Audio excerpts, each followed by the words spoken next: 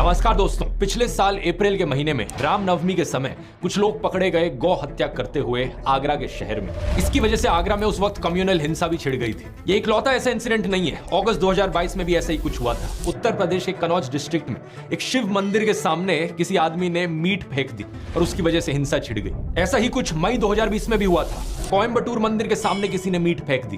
फरवरी 2024 उत्तर प्रदेश के मुरादाबाद में कुछ लोग गौ हत्या काउस की स्लॉटरिंग करते हुए पकड़े गए। ये सारी खबरें सुनकर एक चीज आपके दिमाग में जरूर आएगी, आखिर ये कौन लोग हैं जो हिंदुओं की भावनाओं को ठेस पहुंचा रहे हैं और हिंदुओं को भड़काने की कोशिश कर रहे हैं। इसका जवाब वो नहीं जो शायद आप सोच रहे हो। पहली खबर का न्यूज आर्टिकल देखिए। यूपी पुलिस के अनुसार गौ हत्या के पीछे असली जिम्मेदार थे हिंदू महासभा के कुछ कार्यकर्ता जो हिंसा भड़काना चाह रहे थे। दूसरी खबर, शिव मंदिर के सामने मीट फिकवाई चंचल त्रिपाठी नाम के एक आदमी ने। इसने एक मुस्लिम कसाई को इसके लिए 10,000 रुपए दिए थे। इसके पीछे कारण था कि वहां के SHO हरिश्याम सिंह के खिलाफ बदला लेना चाह रहा था। तीसरी खबर, कोयम्बटूर के मंदिर के सामने मीट फेंकने वाला आदमी था हरिराम प्रकाश, एक unemployed civil engineering graduate. Police के अनुसार ये मेंटली डिस्टर्ब था। चौथी खबर, गौ हत्या के पीछे मुरादाबाद में यूपी पुलिस ने अरेस्ट किया 4 लोगों को, जिनमें से एक था बजरंग दल का लीडर। ये एक मुसलमान आदमी को एक झूठे केस में फंसाने की कोशिश कर रहे थे, इसलिए इन्होंने खुद गौ हत्या कर दी। हैरानी की बात यह कि ये काम करने के लिए इन्होंने खुद एक मुस्लिम आदमी की मदद ली। इन खबरों के पीछे की सच्चाई सुनकर अगर आप हैरान हो रहे हो तो आराम से बैठ जाओ। अगले आधे घंटे में जो मैं सुनाने वाला हूं, अपनी आंखें और कान खोलकर ध्यान से सुनना। हमारे देश में एक भयंकर माफिया चलाया जा रहा है व्हाट्सएप और मीडिया के जरिए, जिसका सिर्फ एक मकसद है, सभी हिंदुओं को ब्रेन वॉश करना और तानाशाह के हाथों कठपुतली बना देना। मैंने पिछले वीडियो में समझाया था दोस्तों कि कैसे किसी भी देश का कोई भी डिक्टेटर हो, वो हमेशा देश की मेजॉरिटी कम्युनिटी को अपना टारगेट बनाता है। भारत के केस में मेजॉरिटी कम्युनिटी है हम हिंदुओं की, और हमें ब्रेन वॉश करने के लिए जो व्हाट्सएप पर माफिया चल रहा है वो 4 डिपार्टमेंट्स पर काम करता है। पहला डिपार्टमेंट जो आपके अंदर गर्व और अहंकार भरता है। कहा जाता है कि आप हिंदू कितने महान हो, specially so called upper caste हिंदुओं को एक गर्व दिया जाता है। चाहे आपने कुछ पर्सनल लाइफ में अचीव किया हो या ना किया हो, आपको कहा जाता है कि आप महान हो क्योंकि आप इस जात इस धर्म में पैदा हुए हो। हिंदू धर्म में जिस व्यक्ति का जन्म होता है वो व्यक्ति बहुत ही भाग्यशाली होता है। दूसरा डिपार्टमेंट कहता है कि आप पर सदियों से अत्याचार हुआ है, ये देखो आप कितने बड़े विक्टिम हो। तीसरा डिपार्टमेंट, आप खतरे में हो, देखो हमें उन लोगों से खतरा है, वो कभी भी आकर हमें खत्म कर सकते हैं। और चौथा डिपार्टमेंट जो नरेंद्र मोदी को मसीहा बनाता है, आपको कहा जाता है कि अगर आपको कोई बचा सकता है तो सिर्फ वही एक इंसान है जो आपको आकर बचाएंगे, इसलिए सिर्फ उन्हें ही वोट दो। दुनिया का सबसे बेस्ट प्राइम मिनिस्टर है। बाप जो पैदा किया उससे बड़ा मोदी है, उतना वो भगवान है। भगवान भारत के भगवान का वरदान बन के आए हैं। इस वीडियो में तीसरे और चौथे डिपार्टमेंट को गहराई से समझते हैं, ये जानने के लिए कि लोगों को क्या क्या दिखाया जाता है उन्हें ब्रेन वॉश करने के लिए।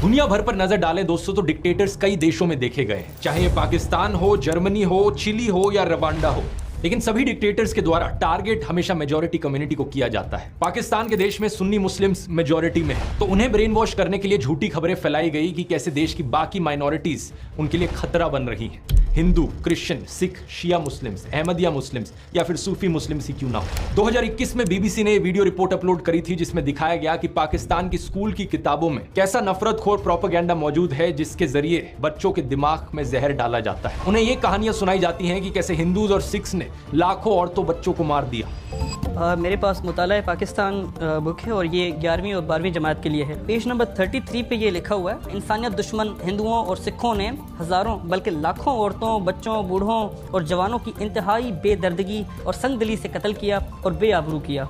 और इतना ही नहीं, यहूदियों को भी इस्लाम का दुश्मन बताया जाता है। इसके अलावा इस 2016 की रिपोर्ट को देखो या फिर इस 2021 की रिपोर्ट को देखो, जिसमें बताया जा रहा है कि कैसे अहमदिया मुसलमानों के खिलाफ भी हेट स्पीच देखने को मिलती है पाकिस्तान में। इस सब नफरत का नतीजा ये हुआ है कि पाकिस्तान आज के दिन बहुत ही बुरी हालत में है।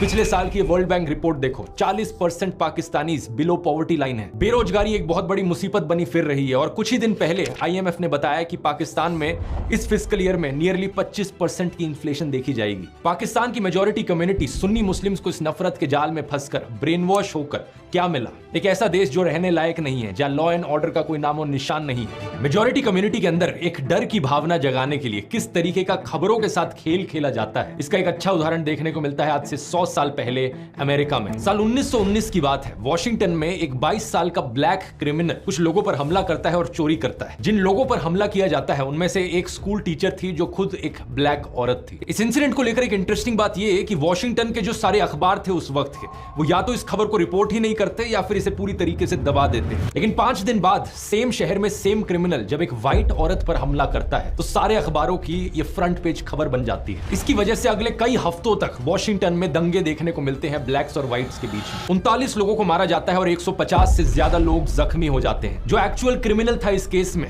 उसका अरेस्ट सिर्फ 1 साल बाद ही देखने को मिलता है जब वो कोई एक नई चोरी करता है। वॉशिंगटन पोस्ट जो उस वक्त भी एक अखबार था, वो 100 साल बाद 2019 में उस इंसिडेंट को लेकर खेद जताता है। आर्टिकल में लिखता है कि उन्हें रिग्रेट है अपने रेशियल पास्ट को लेकर। आज दोस्तों ऐसी ही कहानियां हमारे देश में दोहराई जा रही हैं। कुछ महीने पहले आपने एक खबर सुनी होगी श्रद्धा वालकर की, एक हिंदू औरत जिसे बहुत ही बेरहमी से मार दिया गया उसके मुस्लिम बॉयफ्रेंड आफ्ताब अमीन पूनावाला के द्वारा। शॉकिंग बात यह थी कि इसमें इसकी बॉडी को काट कर फ्रिज में रखा था, लेकिन हमारे गोदी मीडिया ने इस एक इंसिडेंट का इस्तेमाल किया सभी मुसलमानों के खिलाफ नफरत फैलाने के लिए। इसकी वजह से national broadcasting and digital standards authority NBDSA ने 50,000 रुपए का फाइन लगा दिया मुकेश अंबानी के चैनल न्यूज 18 पर। 4 शोज जिन्हें एंकर किया गया था अमीश देवगन और अमन चोपड़ा के द्वारा, इन्होंने नफरत फैलाई थी। 1 लाख रुपए का फाइन टाइम्स नाउ नव भारत पर भी लगाया गया इसी चीज को लेकर। इस इंसिडेंट का इस्तेमाल करके सोशल मीडिया पर भी भरपूर तरीके से नफरत फैलाई गई। एक गोदी इन्फ्लुएंसर ने बॉलीवुड एक्ट्रेस सोनाक्षी सिन्हा की फोटो अपलोड करी उनके मुस्लिम दोस्त के साथ। श्रद्धा की खबर को देखते हुए शत्रुघ्न सिन्हा ने दहेज की लिस्ट से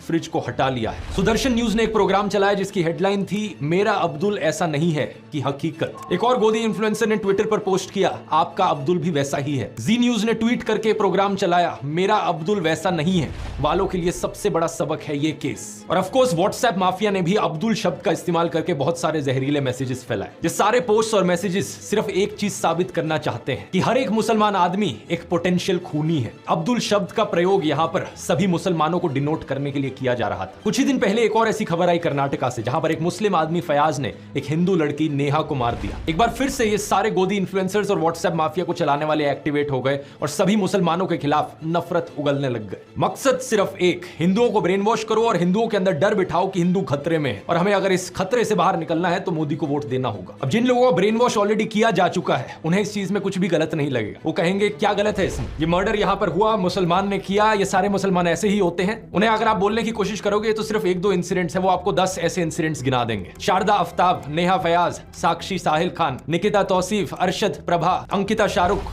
रितिका सईद, मानसी दीक्षित, मुजम्मिल, इन सभी केसेस की लिस्ट सुनाने के बाद ये आपसे कहेंगे ये देखो कहा था ना मैंने, ये सारे मुसलमान ऐसे ही होते हैं, ये सारे के सारे पोटेंशियली खूनी होते हैं। क्या है इसके पीछे का सच, इस खबर को देखो। श्रद्धा वालकर के केस के 2 हफ्ते बाद एक और केस हुआ था पांडव नगर में। अंजन दास नाम के एक आदमी को उनकी पत्नी पूनम के द्वारा मार दिया गया और श्रद्धा के केस की तरह उसकी भी बॉडी को काट कर फ्रिज में स्टोर किया गया। इतना ही नहीं, इसके 3 महीने बाद इस खबर को देखिए। नजफगढ़ के पास मित्राऊ गांव में साहिल गहलोत ने अपनी live in partner Nikki Yadav को मार दिया। मारने के बाद उसकी बॉडी को अपने ढाबा में फ्रिज में रखा। सेम दिन उसने एक आदि भी कर ली। इन दोनों केसेस की डिटेल्स बिल्कुल वही श्रद्धा आफ्ताब केस वाली डिटेल्स है। सिर्फ एक फर्क, इन दोनों केसेस में कोई हिंदू मुस्लिम का एंगल नहीं है जैसा उस वाले में है। इसलिए आपने इन खबरों के बारे में कहीं सुना ही नहीं होगा और ना ही मीडिया वालों ने इस खबर को चलाया होगा। इस रिपोर्ट को देखिए। बिहार के वैशाली डिस्ट्रिक्ट में अमन कुमार सिंह ने एक 17 साल की लड़की सोनम परवीन को मार डाला। हिंदू लड़का मुस्लिम लड़की, इसलिए गोदी मीडिया इसकी बात करेगा ही नहीं। न्यूज 18 हिंदी की वेबसाइट पर एक खबर जरूर छपी, लेकिन इन्होंने लड़के का नाम नहीं लिखा। बस ये लिखा कि हत्या के पीछे प्रेम प्रसंग की आशंका जताई जा रही है। यूपी के शामली डिस्ट्रिक्ट से इस खबर को देखिए। नाइमा उर्फ ईशा अपने घर से भाग गई और एक लव मैरिज करी अंशु के साथ। अंशु एक शार्प एज हथियार से ईशा पर हमला करता है और इसे मारने के बाद उसकी बॉडी कुएं में फेंक देता है। वहां के एसपी ने इंटरोगेशन के बाद बताया कि हस्बैंड अंशु ने अपना गुनाह कबूल किया। रसूलपुर गांव की इस न्यूज रिपोर्ट को देखिए। 20 साल की गुलनाज खातून को जिंदा जला दिया गया एक आदमी और उसके दोस्तों के द्वारा, क्योंकि उसने मैरिज प्रपोजल रिफ्यूज कर दिया था। यहाँ अक्यूज्ड कौन था? सतीश कुमार राय। पिछले साल जब साक्षी और साहिल खान की खबर मीडिया में फैलाई जा रही थी तो उससे कुछ दिन पहले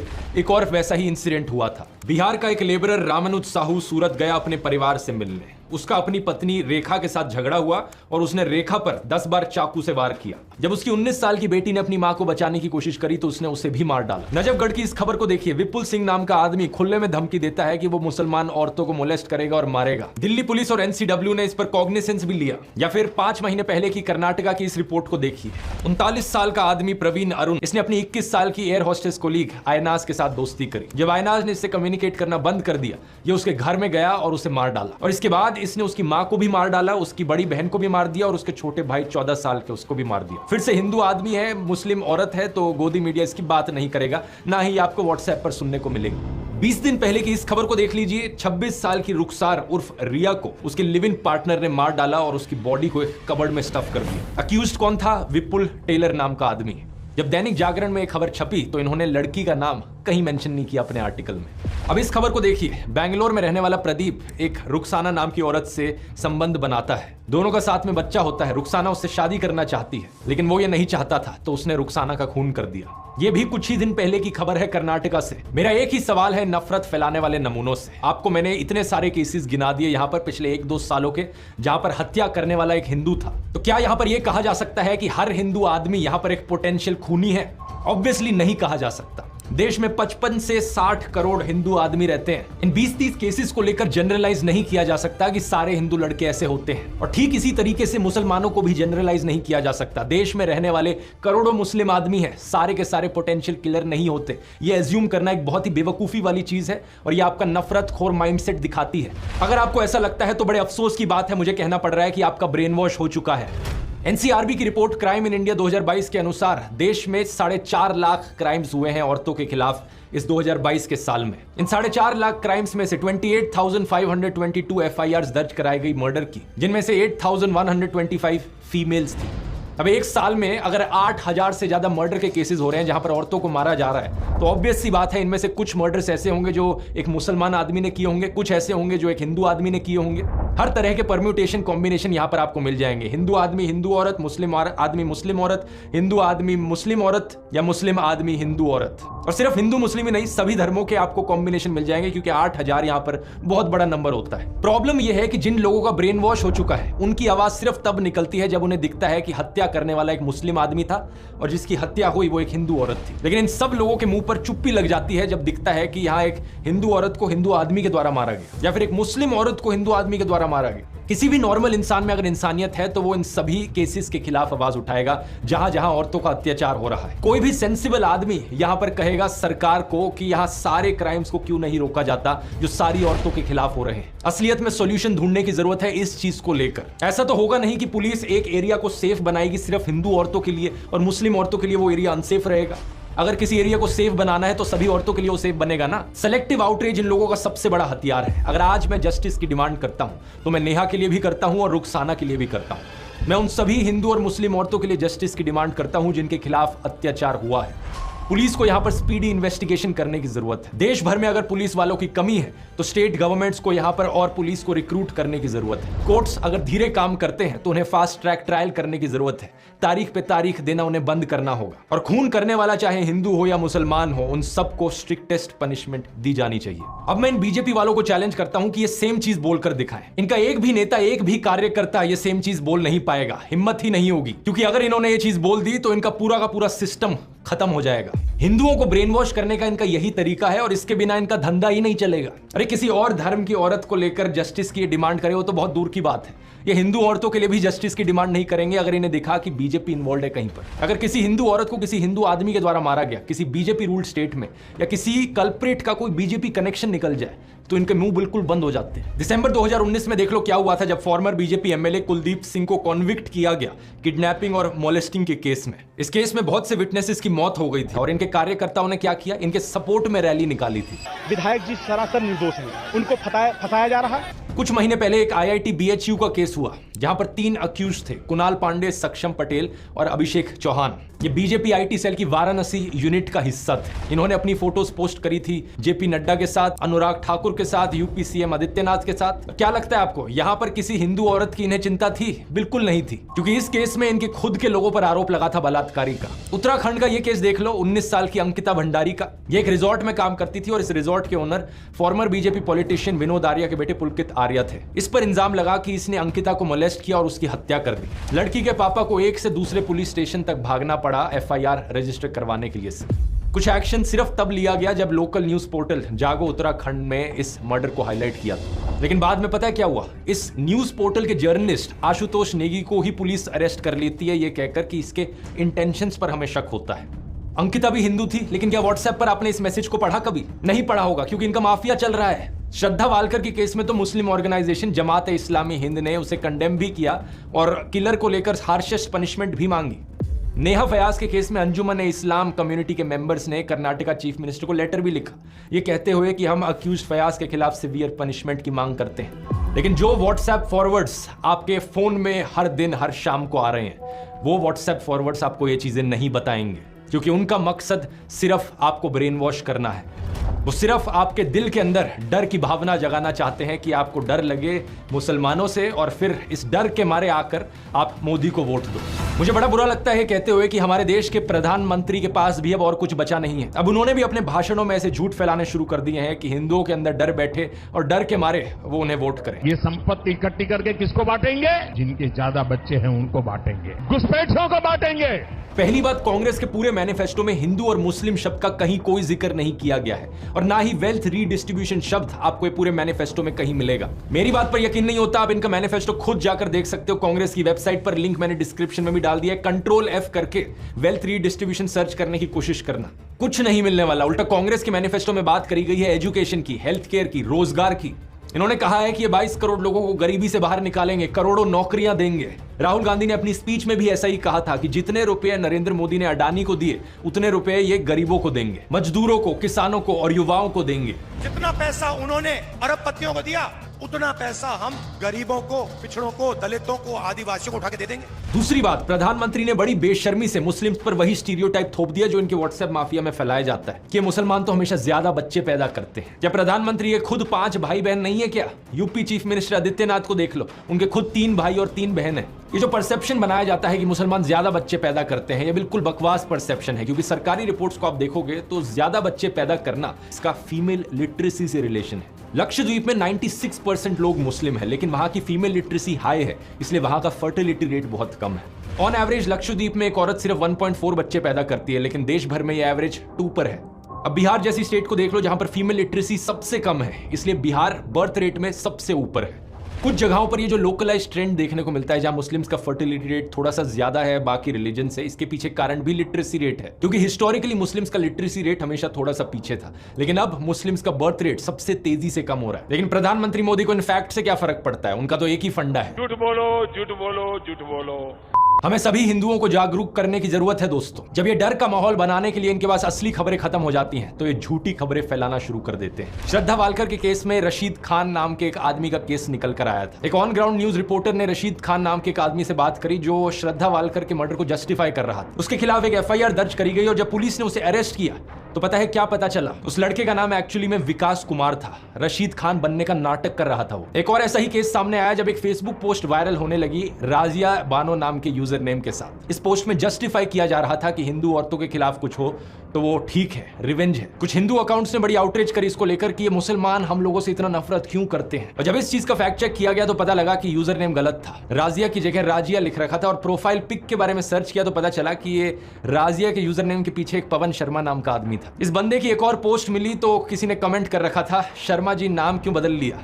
तो उस आदमी ने लाफिंग इमोजीज के साथ रिप्लाई किया, पवन भाई अब मुल्ली बनोगे क्या? सॉरी मुल्ला। और इसने रिप्लाई किया, just wait and watch dear. कुछ लोग नफरत के पागलपन में इतने अंधे हो गए हैं कि ये खुद से नफरत की खबरें फैलाते हैं ताकि इल्जाम वहां मुसलमानों पर डाला जा सके, उनकी इमेज को बदनाम किया जा सके। वीडियो के शुरू में मैंने आपको ऐसे ही कुछ किस्से सुनाए थे जहां पर बजरंग दल और हिंदू महासभा के मेंबर्स ने जाकर गौ हत्या करी, और वो भी इसलिए ताकि किसी मुसलमान पर इल्जाम डाला जा सके कहकर कि ये देखो ये मुसलमान लोग हैं जो हमारी गौ माता की हत्या करते हैं। यहां पर एक बहुत बहुत बड़ा खेल खेला जा रहा है दोस्तों। झूठी खबरें कितनी ज्यादा फैलाई जा रही हैं आप यकीन नहीं करोगे। एक यूजर अभिषेक कुमार अपने आप को मोदी का परिवार कहते हैं, ये वीडियो शेयर करते हैं जहां पर कुछ लड़कियां एक आदमी के पीछे भागकर उसे डंडों से मार रही हैं। लिखा जाता है वीडियो कहां से है ये पता नहीं, लेकिन ये देखकर बहुत अच्छा लगा कि हिंदू बेटियों ने लव जिहादियों को सबक सिखाना शुरू कर दिया है। अगर सर्च करके देखोगे वीडियो कहां से है, उत्तर प्रदेश का ये इंसिडेंट है 2018 का, और जिस आदमी को मारा जा रहा है उसका नाम है कपिल चौहान, क्योंकि वो लड़कियों को छेड़ा करता था। बात यहां पर ये नहीं है कि मुस्लिम ईव टीजर्स नहीं हो सकते, बिल्कुल हो सकते हैं। ऐसे भी मुस्लिम होंगे जो अपनी आइडेंटिटी हिंदू नामों के पीछे छुपा कर रखते हैं और हिंदू लड़कियों को ट्रैप करने की कोशिश करते हैं, जैसे कि जुलाई 2022 का केस यूपी के आजमगढ़ में। ऐसे भी मुस्लिम्स हैं जिन्होंने हिंदू मंदिरों के सामने कुछ गलत किया है, जैसे कि ये वेस्ट बंगाल टेंपल का केस जहां पर एक मुस्लिम आदमी ने उसके सामने पेशाब कर दिया था। लेकिन बात मैं यहां पर यह कहना चाह रहा हूं कि लॉ एंड ऑर्डर हमेशा काम करना चाहिए, हर इंसान को पनिशमेंट मिलनी चाहिए, लेकिन आपको जो दिखाया जा रहा है वो सिर्फ एक साइड की खबरें दिखाई जा रही हैं। और ये जो नफरत फैलाई जा रही है ये सिर्फ मुसलमानों के खिलाफ नहीं है, बल्कि बीजेपी के खिलाफ जो भी आवाज उठाता है उसके खिलाफ सिमिलर तरीके से कैंपेन चलाई जाती है। एग्जाम्पल लेकर देख लो कांग्रेस का। ये खबर सुनी आपने कि कांग्रेस लीडर रशीद अलवी ने राम भक्तों को राक्षस कहकर बुलाया। सिर्फ व्हाट्सएप पर ही नहीं बल्कि इस खबर को तो कई गोदी मीडिया वालों ने भी चलाया था। After Salman Khurshid, another Congress leader sparks a row.